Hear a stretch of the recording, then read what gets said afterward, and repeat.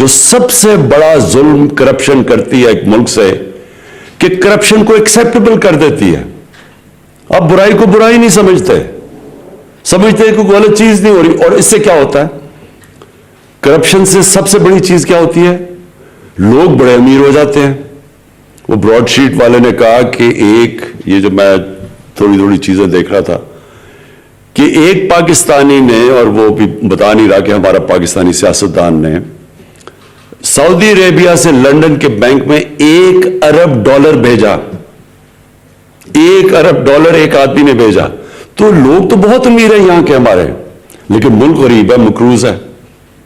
ملک قرضے پہ گزارا کر رہا ہے، لیکن لوگ ایسے ہیں جو لندن کے سب سے مہنگی جگہوں کے اوپر بڑے بڑے محلوں میں رہ رہے ہیں. ملک تب اوپر جاتا ہے جب ایک ملک امیر ہوتا ہے.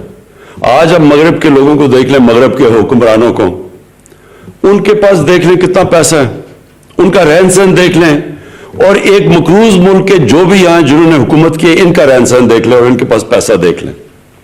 آپ کو لگے گا کہ یہاں دودھ کی نہریں بہہ رہی ہیں، اور لگے گا وہ غریب ملک ہے. جب آپ ان کے پرائم منسٹرز کو پرانوں کو دیکھیں گے، ان کو جب ان کا رہن سہن دیکھیں گے، ان کے جب یونائٹڈ نیشنز میں جب گئے، ان کے جاتے ہیں پرائم منسٹرز یا ہیڈ آف اسٹیٹس UN کے اندر، تو وہ کتنا پیسہ خرچ کرتے ہیں. اور جو ہمارے یہاں سے ایک مقروض ملک میں جا کے کس طرح وہاں رہتے تھے، کس طرح پینٹ ہاؤس اور ہوٹل کے اوپر پورے جو سب سے مہنگے ہوٹلوں میں جا کے رہتے تھے. یہ ہے ہمارا مسئلہ.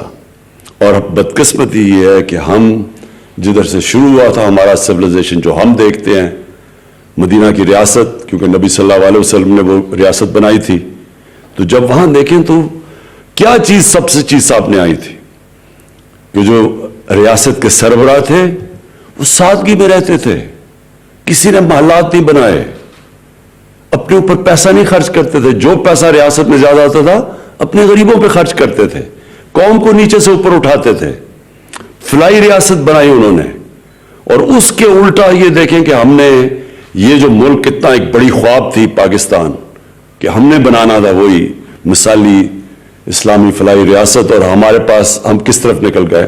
اور اس کا نتیجہ سامنے ہے کہ جب تک ایک قوم واپس اس نظریے پہ نہیں جاتی جس کے لیے بنی تھی، اللہ کی برکت نہیں آنے لگی.